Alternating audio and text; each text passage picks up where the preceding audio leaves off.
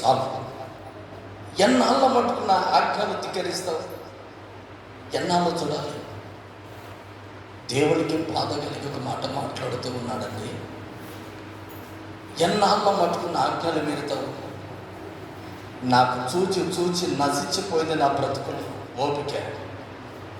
దేవుని సన్నిధిలో ప్రభు మాట్లాడుతూ ఉన్నాడు. ఆత్మ చెప్పు మాటలు చెవిగలవాడు వినుగాక. హల్లెలూయా, హల్లెలూయా. ఎన్నాళ్ళ మటుకు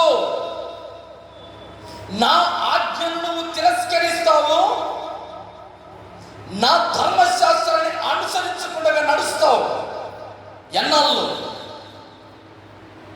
ఇక ఎన్నాళ్ళు నిన్ను చూడాలి? ఇక నీవు మారవా?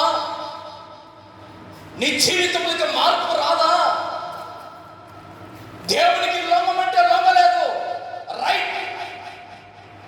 దేవుని ధర్మశాస్త్రాన్ని, దేవుని ఆజ్ఞను అనుసరించమంటే కూడా మానవులు ఏమవుతున్నారంటే ఆజ్ఞను అనుసరించకుండా తిరస్కారముగా ఉన్నారు, తిరస్కారముగా ఉన్నారు. ఈరోజు దేవుని భయం నీలో ఉంటే, దైవ భయమని, ఇది దేవుని ఆలయమని జాగ్రత్త కలిగి ఉంటావు. జాగ్రత్త లేని వారు దేవుని మందిరానికి వచ్చినా ఒకటే, రాకపోయినా ఒకటే. హల్లెలూయా. కనీసము ఒక 2 గంటలు దేవుని సన్నిధిలో భయభక్తులతో ఉండకపోక, ఇది దేవుని మందిరము, దేవుని ఆలయము అని దైవ భయము లేక దేవుని ఆజ్ఞను మీరు ధిక్కరించి దేవుని ఆలయంలో ఉంటే ఇక నువ్వు ఎందుకు భక్తి చేసి? బయట ఉంటే పర్వాలేదా? మాట్లాడుకోవడానికి, దిక్కులు చూడడానికి, క్రమం లేకుండా ఉండడానికి, దేవుడు ఆలయంలో ఉండి ఉండడానికి దేవుడు అనుమతిస్తాడా? అనుమతించడు కదా. అనుమతిస్తాడా? అనుమతించడు. దేవుని ఆజ్ఞ, ఆత్మతో సత్యముతో నా మందిరంలోకి వచ్చిన నీవు ఆరాధన చేయాలి, దేవుని సన్నిధిలో ఆరాధన చేయాలి. అటువంటి దేవుని ఆలయంలోకి వచ్చిన నీవు దేవుని యందు మనసు నిలుపుతూ ఉన్నావా? ఇక ఎన్నాళ్ళు దేవుడు చూడాలి? ఎన్నాళ్ళు దేవుని మందిరంలో దేవుని ఆజ్ఞ మీరు ఎన్నాళ్ళు నీవు బ్రతుకుతావు? ఎన్నాళ్ళు నా ఆజ్ఞను తిరస్కరిస్తావని ప్రభు స్పష్టంగా మాట్లాడుతూ ఉన్నాడు. ఆ అధ్యాయంలో మరొక మాట 16, 26 వచనం చదువుకుందాం. 6 దినములు దాన్ని కూర్చుకునవలెను, విశ్రాంతి దినమున అనగా 7వ దినమున అది దొరకదు. 20వ వచనం చదువుకుందాం. 20 అయితే మోషే మాట వెనుక ఉదయం వరకు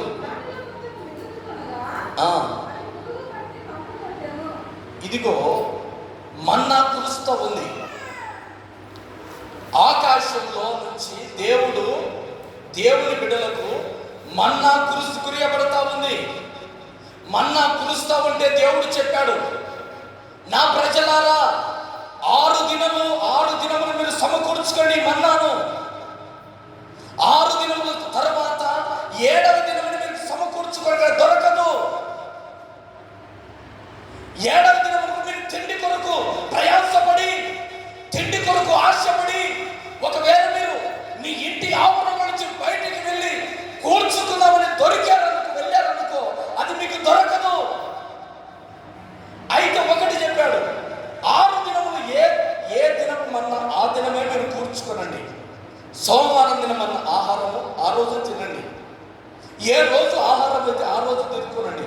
ఆశ కలిగి రేపటి కూడా తిందాము కదా అని ఆ మన్నాను మీరు మరుసటి రోజుకి ఎత్తి పెట్టుకోకండి. అయితే శనివారం దినమందు నేను ఒక మాట చెప్తున్నాను, విశ్రాంతి దినము కన్నా ముందు ఓ మాట చెప్తున్నాను, విశ్రాంతి దినము కన్నా ముందు మీరు 2 దినములకు కావలసిన ఆహారము కూర్చుకోనండి.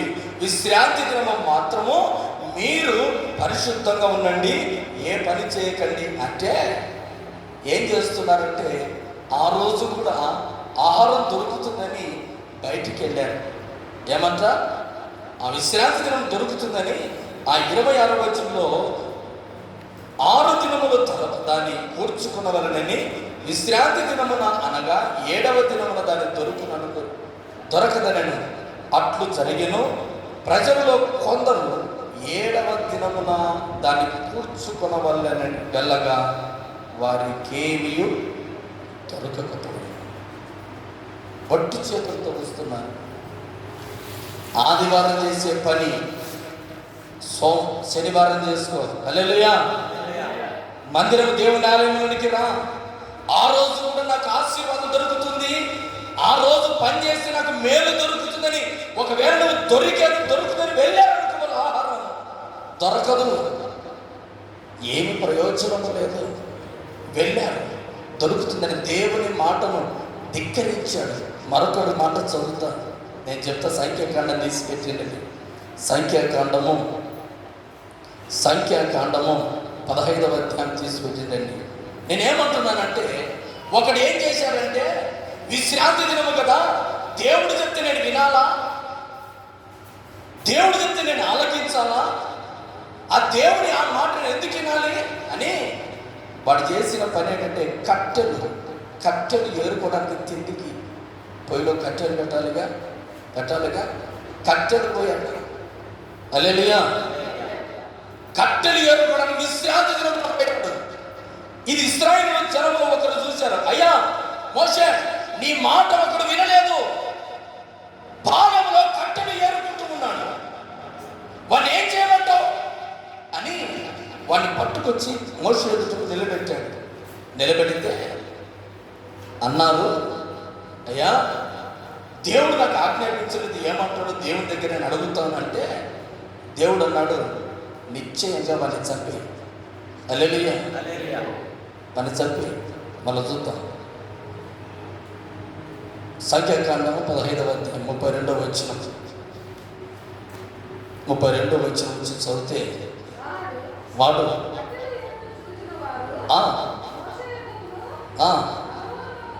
అహరోను యొద్దకును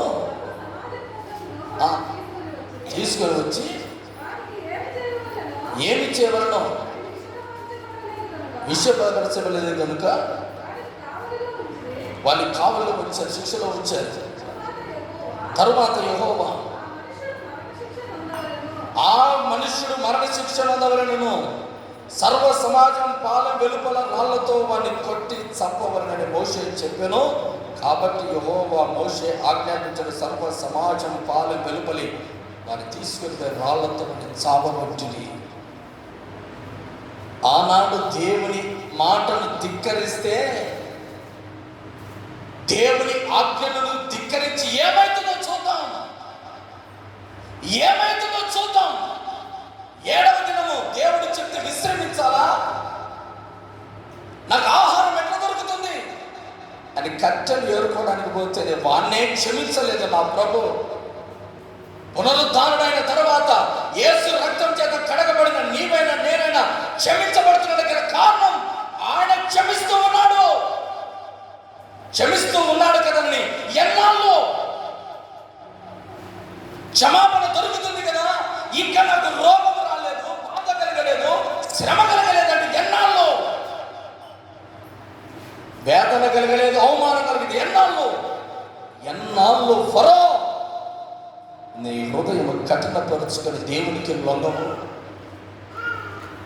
దేవుని ఆజ్ఞను, దేవుని ఇదిగో ఈ రోజున ధిక్కరిస్తూ ఉన్నావేమో.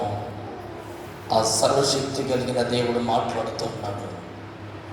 దేవునికి ఈనాడైనా దేవునికి సంపూర్ణంగా దేవునికి సమర్పించుకోవాలి. దేవునికి ఈ రోజైనా నీ హృదయం, ప్రాణాత్మ, దేహమును సమర్పించుకో. దేవుని ఈ పరిశుద్ధ పునరుద్ధాన దినమందు ఎన్నాళ్ళు నీవు లొంగకుందో ఆ పిల్లని తీసుకొని బయటికి వెళ్ళండి. హల్లెలూయా. మాట చెప్పకనే వింటేనే గౌరవం. హల్లెలూయా.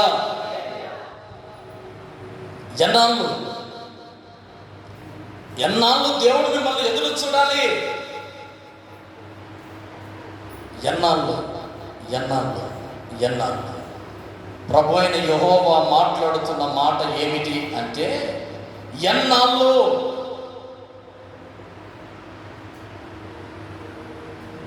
ఈ రోజున దేవుడు ఒక మాట చెప్తూ ఉన్నాడు, ఎన్నాళ్ళు నేను నా ధర్మశాస్త్రాన్ని, నా ఆజ్ఞను ధిక్కరిస్తే ఎన్నాళ్ళు నేను చూడాలి, ఎన్నాళ్ళు నేను సహించాలి, ఎన్నాళ్ళు నీవు నాకు లొంగకుండగా సాతానికి ఎన్నాళ్ళు నీవు లొంగుతూ ఉన్నావని ప్రభు మాట్లాడుతుంది. సంఖ్యాకాండం 14:11, సంఖ్యాకాండం 14వ అధ్యాయం 11వ వచనం.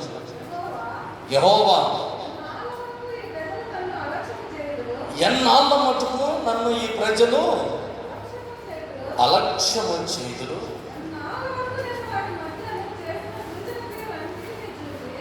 నేను చేసిన సూచక క్రియలన్నిటినీ చూచి ఎన్నాళ్ళు నన్ను నమ్ముకుంటారు. ఎన్నో వాళ్ళ అద్భుత కార్యాలు, ఎన్నో ఆశ్చర్య కార్యాలు వారి మధ్యలో నేను చేశాను. వారు అడిగిన ప్రార్థనకు నేను నెరవేర్చాను. వారి జీవితంలో అనుకోని ఆశీర్వాదం నేను ఇచ్చాను. బానిస బ్రతుకులో నుంచి నేను విడిపించాను.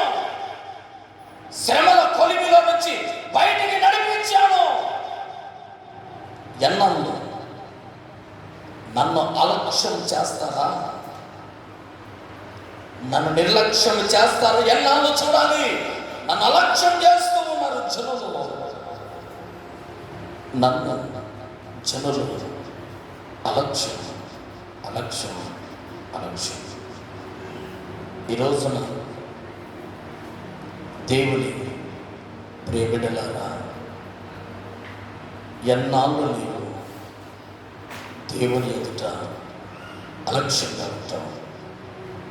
దేవుడంటే భయం లేదు, దేవుడంటే భక్తి లేదు, దేవుడంటే అసలు భయమే లేదు, దేవుడంటే అసలు నీకు బొత్తిగా భయమే లేదు. ఎన్నాళ్ళు నేను చూడాలి? నేను ఎన్ని రోజులు నేను సహించాలి? ఎన్ని రోజులు నేను నిన్ను చూసుకుంటూ ఉండాలి? దేవుడు నేను నిర్లక్ష్యం చేయలేదని దేవుడు ఎన్ని రోజుల్లో నిర్లక్ష్యంగా భావిస్తాడు? దేవుని మందిరంలోకి వచ్చాక అలక్ష్యం చాలా మందిలో చూస్తూ ఉన్నాను. ఎన్నో అద్భుత కార్యాలు మీ మధ్యలో చేస్తే నా ఆజ్ఞను మీరు లేదు సహించారు. నా ధర్మశాస్త్రాన్ని పాటించలేదు, సహించాను. నాకు లొంగలేదు, సహించాను. చివరికి నన్ను అలక్ష్యం చేయడానికి వచ్చావు. భయపడకుండా నాకంటే ఎన్నో అద్భుతాలు చేసిన నాకే నువ్వు భయపడలేదంటే లోకంలో పాపానికి నువ్వు భయపడగలవా? లోకంలో శాపానికి నువ్వు భయపడగలవా? నీ మధ్యలో అద్భుత కార్యం చేసిన సర్వశక్తి కలిగిన హెబ్రీల దేవుడును నిన్నే నువ్వు అలక్ష్యం చేస్తే ఇక నువ్వు ఎవరికి భయపడతావు? భూలోకంలో భయం అంటే నీకు కారణం లేదు. ప్రతిదీ చిన్న విషయంగా తీసుకుంటున్నావు. ప్రతి చిన్న మాట చిన్న విషయంగా చేసుకుంటున్నావు. దేవుణ్ణి అలక్ష్యం చేసి జనులు చాలా ఎన్ని సూచనలు ఎన్ని అద్భుతాలు చేసినా ఎన్ని రోజులు అలక్ష్యం చేస్తామని ప్రభు బాధతో మాట్లాడుతూ ఉన్నాడు. ఈరోజు మరొక 15వ అధ్యాయం 30వ వచనం 31వ వచనం చదువుతున్నాం. 30వ వచనం 30. అయితే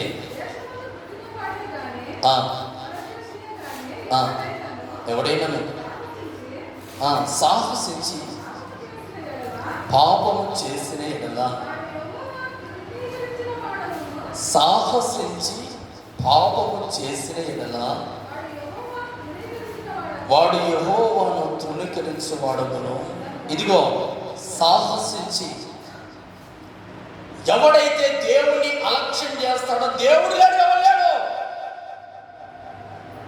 అన్న వ్యక్తి ఏం చేస్తాడంటే మొట్టమొదటిగా సాహసం చేస్తాడు. ఏమైనా పర్వాలేదు, చచ్చిపోయినా పర్వాలేదు, నాశనమై ఏమైపోయినా నేను పర్వాలేదు, కానీ ఆ దేవుడికి నేను విరోధమైన బ్రతుకుతాను. కానీ ఆ అద్భుతాలు చేసి ఆశ్చర్యకారాలు చేసే దేవుని వైపు పొరపాటు చేతులెత్తి మ్రొక్కను, ఏమైపోయినా పర్వాలేదు, ఆరాధనకు వెళ్ళను. ఆరాధనకు వెళితే ఏమొస్తుంది? ఇంటికంటే కడుపు నుండి ఆహారం తింటాం, కడుపు నుండి భోంచేసి నిద్రపోతాం. పండగంతా ఎవరు చూడాలి? మన కోసమేగా. చూడు, దేవుని అలక్ష్యం చేసిన వారి జీవితాలు, సాహసించిన వారి జీవితాలు ఏమవుతున్నాయో చూడు. పరిశుద్ధాత్మ దేవుడు ఉదయ కాలములో నుండి నన్ను అలక్ష్యం చేస్తూ ఉన్నారు, నా ధర్మశాస్త్రాన్ని పాటించలేదు, ఎన్ని అద్భుత కార్యాలు చూసినా వారు నాకు లొంగుతున్నారు, లోకానికి